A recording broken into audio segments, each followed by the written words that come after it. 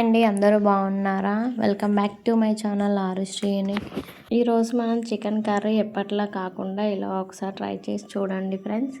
మళ్ళీ చేసుకొని తింటారు, అంత టేస్టీగా ఉంటుంది. మా ఛానల్ మీరు ఫస్ట్ టైం చూస్తున్నట్లయితే లైక్ చేయండి, షేర్ చేయండి, కామెంట్ చేయండి. సబ్స్క్రైబ్ చేసుకోవడం మాత్రం మర్చిపోవద్దు. Please keep supporting friends. ఉన్న బెల్ ఐకాన్ని కూడా నొక్కండి. మేము వీడియో పెట్టిన వెంటనే నోటిఫికేషన్ వస్తుంది. ఇక్కడైతే 1/2 kg చికెన్ తీసుకొని కడిగి పక్కన పెట్టుకున్నాం ఫ్రెండ్స్. ఇక్కడ 2 ఆనియన్స్ ఇలా పొడుగు స్లైసెస్ కట్ చేసి పెట్టుకున్నాను. ఇక్కడ ఒక టమాటో కట్ చేసుకున్నాను. కేజీ అయితే ఒక 2 తీసుకోండి. ఇక్కడ 1/2 kg కాబట్టి ఒక టమాటో తీసుకున్నాను. నెక్స్ట్ గ్యాస్ ఆన్ చేసి బౌల్ పెట్టుకొని బౌల్ వేడయ్యాక అందులోకి 3 టేబుల్ స్పూన్స్ వరకు ఆయిల్ వేసుకోవాలి. చూడండి, ఇక్కడ నేనైతే 1/2 kg చికెన్తో మాత్రమే చేస్తున్నాను. మీరు కేజీతో కూడా చేసుకోవచ్చు. ఆయిల్ వేడయ్యాక ఇందులోకి మనం హోల్ గరం మసాలా స్పైసెస్ అన్నీ వేసుకోవాలి. ఇలాచీ, లవంగాలు, దాల్చిన చెక్క, సాజీరా, బిర్యానీ ఆకు అన్నీ వేసుకొని వేయించుకోవాలి. మీరు ఇలా స్పైసెస్ వేసుకోకుండా గరం మసాలా ఉన్నా కూడా వేసుకోవచ్చు ఫ్రెండ్స్. నెక్స్ట్ ఇందులోకి మనం కట్ చేసి పెట్టుకున్న ఆనియన్స్ మొత్తాన్ని వేసుకోవాలి. ఈ కర్రీకి కొంచెం ఆనియన్స్ అయితే ఎక్కువగానే పడతాయి. ఆనియన్స్ మంచిగా గోల్డెన్ బ్రౌన్ కలర్ వచ్చే వరకు వేయించుకోవాలి. క్యాప్ పెట్టుకొని మధ్యలో తీస్తూ కలుపుతూ ఆనియన్స్ మొత్తం గోల్డెన్ బ్రౌన్ కలర్ వచ్చే వరకు వేయించుకోవాలి.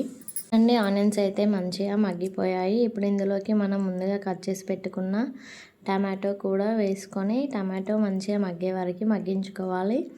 ఇప్పుడు ఇందులోకి కొంచెం సాల్ట్ యాడ్ చేసుకోవాలి.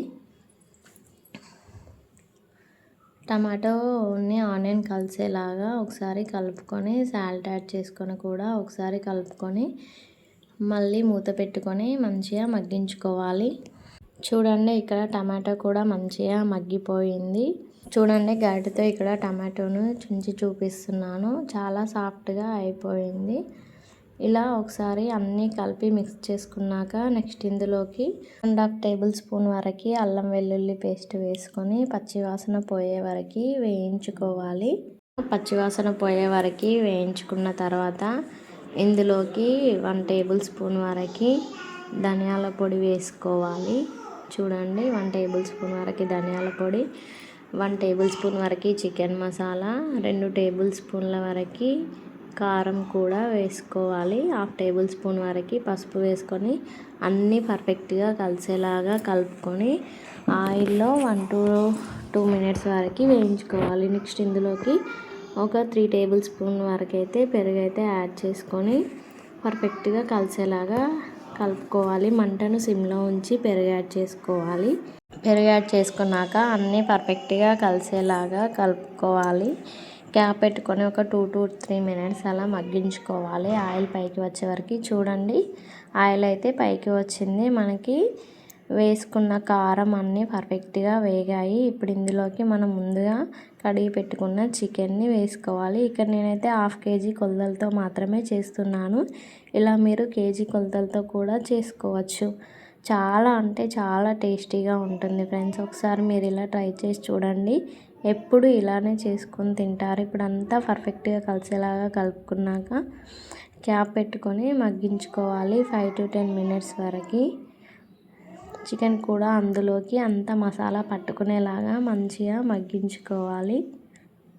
చూడండి, ఇక్కడ చికెన్ అయితే మనకి మగ్గడం అయితే స్టార్ట్ అయిపోయింది. ఆయిల్ పైకి పేరే వరకు మగ్గించుకోవాలి. మధ్యలో ఇలా కలుపుతూ చికెన్ అయితే మంచిగా మగ్గించుకోవాలి. అప్పుడే అడగంటకుండా మంచిగా ఉంటుంది ఫ్లేవర్ కూడా. చూడండి, చికెన్ అయితే ఇక్కడ పర్ఫెక్ట్గా మగ్గిపోయింది. నెక్స్ట్ ఇందులోకి మనం 1 గ్లాస్ వరకు వాటర్ యాడ్ చేసుకోవాలి. వాటర్ యాడ్ చేసుకున్నాక హై ఫ్లేమ్లో ఉంచి చికెన్ అయితే ఉడికించుకోవాలి. అంతే అండి, యమ్మీ అండ్ టేస్టీ చికెన్ కర్రీ అయితే రెడీ అయిపోయింది. చాలా అంటే చాలా ఈజీ ప్రాసెస్లో ఇలా చేసుకొని ఒకసారి ట్రై చేయండి. చాలా టేస్టీగా ఉంటుంది.